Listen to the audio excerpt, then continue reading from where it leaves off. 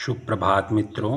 कैसे हैं आप लोग? आशा करता हूँ आप लोग स्वस्थ होंगे, मस्त होंगे और अपनी हिंदी की रीडिंग में खूब मन लगाकर अभ्यास कर रहे होंगे। और अभ्यास करना भी चाहिए दोस्तों, क्योंकि अगर हम अभ्यास नहीं करेंगे तो हम कोई भी चीज़ अच्छी तरीके से नहीं सीख सकते। ठीक है, चलिए आज हम हिंदी पढ़ना सीखेंगे में एक बड़ी रोचक कहानी के बारे में पढ़ेंगे जिसका शीर्षक है मित्र संधि। ठीक है, चलिए ये मित्र संधि क्या है, किस प्रकार से मित्र से संधि होती है, चलिए शुरुआत करते हैं। महाराज कृष्णदेव राय का अपने पड़ोसी राजा से पिछले कई वर्षों से मनमुटाव चल रहा था। कई बार दोनों राज्यों की सेनाएं आमने सामने आ चुकी थीं। इस समय भी तनावपूर्ण स्थिति बनी हुई थी। ऐसे में तेनालीराम के विरोधियों ने सोचा कि क्यों ना इस मौके का लाभ उठाकर महाराज को तेनालीराम के विरुद्ध भड़काया जाए। सभी ने मिलकर सलाह की और एक दरबारी को ये जिम्मेदारी सौंप दी। ठीक है, एक दिन जब महाराज कृष्णदेव राय अपने उद्यान में टहल रहे थे। ये उद्यान का मतलब दोस्तों पार्क होता है आजकल, जो जहाँ बच्चे खेलते हैं, बड़े बुजुर्ग घूमते टहलते हैं। ठीक है ना, में टहल रहे थे कि वह दरबारी वहाँ जा पहुँचा।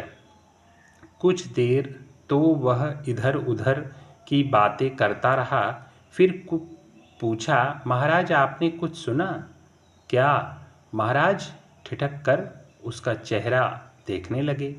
यदि जान बख्शने का वचन दें तो कुछ कहूँ। महाराज ने एक क्षण कुछ सोचा, फिर बोले, ठीक है, जो कहना है निसंकोच कहो। महाराज मुझे कुछ ऐसा आभास मिला है कि हमारे तेनालीराम जी पड़ोसी शत्रु राजा से मिले हुए हैं। हमारे यहाँ की गुप्त बातें उनके जरिए पड़ोसी राजा तक पहुँचती रहती हैं। ये भी बड़ी अजीब बात है दोस्तों। तेनालीराम तो महाराज का बहुत ख़ास था, वो कैसे दूसरे देश के राजा से मिल गया? चलिए विस्तार से जानते हैं। क्या बकते हो? आंखें निकालकर महाराज गरजे, जानते हो क्या कह रहे हो तुम? मुझे तो पहले ही ऐसा अंदेशा था महाराज कि मेरी बात सुनते ही आप आग बबूला हो उठेंगे। यही कारण है कि बाकी दरबारी भी इस बात को जानते हैं, किंतु इसी कारण कहने का साहस नहीं करते कि तेनालीराम का जादू आपके सिर पर चढ़कर बोलता है। उसकी शिकायत तो आप सुन ही नहीं सकते, और यही कारण है कि वह कैसे विश्वास कर ले हम तुम्हारी बात पर। महाराज ने कहा, जबकि हम जानते हैं कि तेनालीराम हमारा सच्चा वफादार है। सुनो दरबारी, हम विश्वास से कह सकते हैं कि तुम्हें कहीं से गलत सूचना मिली है। अपने अपने विश्वास की बात है महाराज। आपको जिस प्रकार तेनालीराम पर विश्वास है, उसी प्रकार मुझे अपनी सूचना पर विश्वास है। पूरी तरह जांच परख के उपरांत ही मैंने आपके समक्ष यह बात रखने का साहस किया है। देखिए बड़ी अजीब बात है दोस्तों। उस दरबारी की दृढ़ता देखकर एक बार तो महाराज भी सोचने पर विवश हो गए कि कहीं यह दरबारी सत्य ही तो नहीं कह रहा। बड़ी अजीब बात है दोस्तों। फिर कुछ सोच फिर कुछ सोचकर वे बोले, ठीक है, हम इस बात की गुप्त जांच करवाएंगे, और यदि तेनालीराम दोषी पाए गए तो उन्हें राजद्रोह के अपराध में कठोर दंड दिया जाएगा। दरबारी अभिवादन करके चला गया। देखिए दोस्तों, बड़ी अजीब बात है। तेनालीराम तो राज्य का बड़ा वफादार था, महाराज का बड़ा वफादार था। देखो ये महाराज हैं कृष्णदेव राय जो अपने उद्यान में टहल रहे हैं, और ये वो दरबारी है जो तेनालीराम की शिकायत कर रहा है महाराज से। कितना सुंदर चित्र है दोस्तों। ये चित्र मेरे को भी बहुत अच्छा लगता है, आप लोगों को भी शायद अच्छा लग रहा होगा। चलिए आगे देखते हैं क्या हुआ कि तेनालीराम को किस प्रकार किस षड्यंत्र के तहत फंसाया जा रहा है, या हो सकता है कि तेनालीराम वास्तव में राजद्रोही हो। चलिए देखते हैं। उसके जाते ही महाराज ने तेनालीराम को बुलाया और सीधे लहजे में पूछा, तेनालीराम, हमें सूचना मिली है कि तुम राजद्रोह में शामिल हो और पड़ोसी राजा से मिलकर हमारे राज्य की गुप्त सूचनाएं उसे देते हो। क्या यह सच है? तेनालीराम हक बकाए से खड़े कृष्णदेव राय का चेहरा देखते हुए रह गए। आरोप ऐसा था कि उनके दिमाग पर सन्नाटा छा गया। कहें तो क्या कहें, एकाएक ही कुछ सूझा ही नहीं। तुम्हारी खामोशी इस बात की गवाह है तेनालीराम की हमें जो सूचना मिली है वह सच है। तुम देशद्रोह और गद्दार हो। महाराज तेनालीराम की आंखें छलछला आईं। यह आप यदि पड़ोसी राजा के लिए तुम्हारे मन में इतनी ही हमदर्दी है तो जाओ, वहीं जाकर रहो और हमारे राज्य को फौरन छोड़ दो। महाराज ने अपना निर्णय सुना दिया। महाराज, इतने बड़े अपराध की इतनी मामूली सजा? रूंधे से स्वर में तेनालीराम बोला। देखिए अब क्या होता है। तुम्हारी अब तक की सेवाओं, तुम्हारी मित्रतापूर्ण व्यवहार तथा हम तुम्हारे पद की गरिमा को देखते हुए तुम्हें इतना ही दंड देना उचित है, किंतु यदि यही अपराध किसी और ने किया होता तो हम उसकी बोटियां नुचवाकर चील कौओं को खिला देते। क्रोध से बिफर कर महाराज बोले। तेनालीराम ने महाराज का निर्णय सुनकर सिर झुका दिया। अपनी सफाई में एक लफ्ज़ भी ने उन्होंने नहीं कहा और चुपचाप वहाँ से चले गए। ये लफ्ज़ जो है दोस्तों उर्दू का शब्द है, इसलिए थोड़ा कभी कभी हिंदी उर्दू सब एक से मिल जाती हैं। देखिए, चुपचाप वहाँ से चले गए। ठीक है। दूसरे दिन पूरे विजयनगर में यह बात फैल गई कि तेनालीराम राज्य छोड़कर चला गया है। दरबारियों की तो खुशी की सीमा ही नहीं रही थी। अब तो वे सब महाराज पर अपना अपना प्रभाव बढ़ाने और पदोन्नति पाने के विषय में सोचने लगे। उधर तेनालीराम विजयनगर के शत्रु राजा की राजधानी में जा पहुँचे और वहाँ के राजा से भेंट की। फिर छंदों में उसके तथा उसके राज्य के गुणों का वर्णन किया। राजा उसे पहचानते नहीं थे। उन्होंने प्रसन्न होकर तेनालीराम से उसका परिचय पूछा। तेनालीराम का परिचय पाकर राजा बड़ा प्रसन्न हुआ। उसने देखिए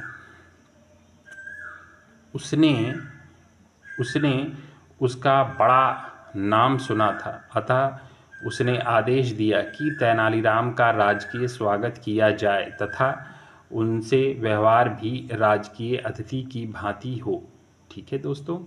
सारी औपचारिकताओं के बाद राजा ने उसे अपने करीब ही सिंहासन पर बैठाया और बोला, तेनालीराम जी, आपके महाराज कृष्णदेव राय तो हमें अपना शत्रु समझते हैं, फिर आप कैसे इतनी निडरता से हमारे राज्य में चले आए? क्या आपको ऐसा नहीं लगा कि हमारे राज्य में आपका कोई अहित भी हो सकता था? क्या आप अपने महाराज का कोई संदेश लेकर पधारे हैं? राजन, आप विद्वान हैं, नेक और गुणी हैं, अपार शक्ति के स्वामी और सुयोग्य प्रशासक हैं तथा प्रजा का हित चाहने वाले हैं। बिल्कुल ऐसे ही गुण हमारे महाराज में भी हैं।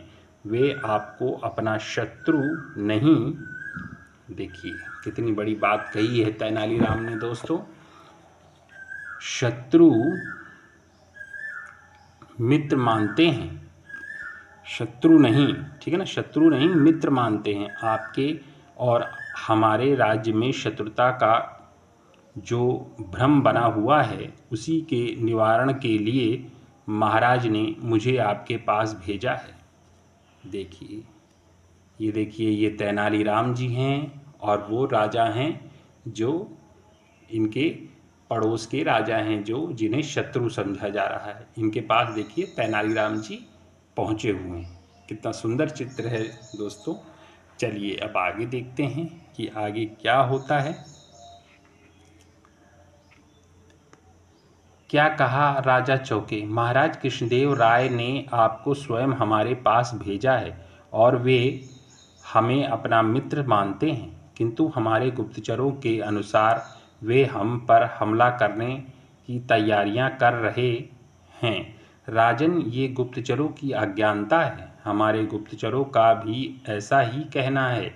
लगता है कहीं कोई गलतफहमी उत्पन्न हो गई है और दोनों राज्यों की फौजें आमने सामने आ गईं। राजन, इतिहास गवाह है कि युद्ध किसी के लिए भी लाभकारी सिद्ध नहीं हुआ। इसी कारण सत्यता का पता लगाने के लिए हमारी महाराज ने हमें आपके पास भेजा है कि किस कारण आप युद्ध के लिए उतावले हैं। हम तो हरगिज़ भी युद्ध नहीं चाहते। आपकी सेनाएं सीमा पर आई तो हमें भी अपने बचाव में वहां सेनाएं भेजनी पड़ी। अब आप कहते हैं कि महाराज कृष्णदेव राय युद्ध नहीं चाहते, मगर हम किस प्रकार विश्वास करें कि वे युद्ध नहीं चाहते और मित्रता के इच्छुक हैं। देखिए, अब देखिए आगे क्या होता है। आप कल ही कुछ उपहार व संधि पत्र लेकर अपना एक दूत विजयनगर के लिए रवाना कर दें। उस दूत को मैं भी अपना एक पत्र दे दूंगा। यदि महाराज कृष्णदेव राय आपका उपहार स्वीकार कर लें तो मित्रता समझी जाए, और यदि ना स्वीकार करें तो आप जो चाहें मुझे दंड दें। ठीक है। चलिए दोस्तों, कृष्णदेव राय जी की बातें और इस राजा की मित्रता करवाने के लिए देखिए कितनी बड़ी कुर्बानी देते हैं दरबारी, जो सच्चे राज्य के हितैषी होते हैं, जो देश प्रेमी होते हैं। चलिए आगे देखते हैं। किंतु यह तो मेरी ओर से सुलह हुई, ये तो मेरी हेटी मानी जाएगी। लोग कहेंगे कि मैंने डरकर संधि का प्रस्ताव भेजा। नहीं, इसमें हेटी की कोई बात नहीं।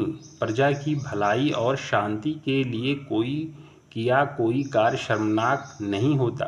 राजा की समझ में आ गया और दूसरे ही दिन उसने कीमती उपहारों के साथ अपना एक दूत विजय नगर की ओर रवाना कर दिया। उधर 2 ही दिन में चालाक दरबारियों की करतूत महाराज को पता चल चुकी थी कि तेनालीराम तो बेकसूर था। उन्होंने सोच लिया कि ऐसे दरबारियों को कठोर दंड देंगे, किंतु उससे पहले वे तेनालीराम के विषय में जानने को बेचैन थे कि वह कहाँ होगा।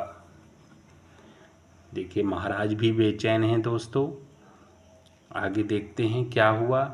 लेकिन तीसरे दिन जैसे ही पड़ोसी राजा का दूत बहुमूल्य उपहार और संधि पत्र लेकर महाराज कृष्णदेव राय के पास पहुंचा और उसने सारी बात बताई, वैसे ही महाराज प्रसन्न हो उठे।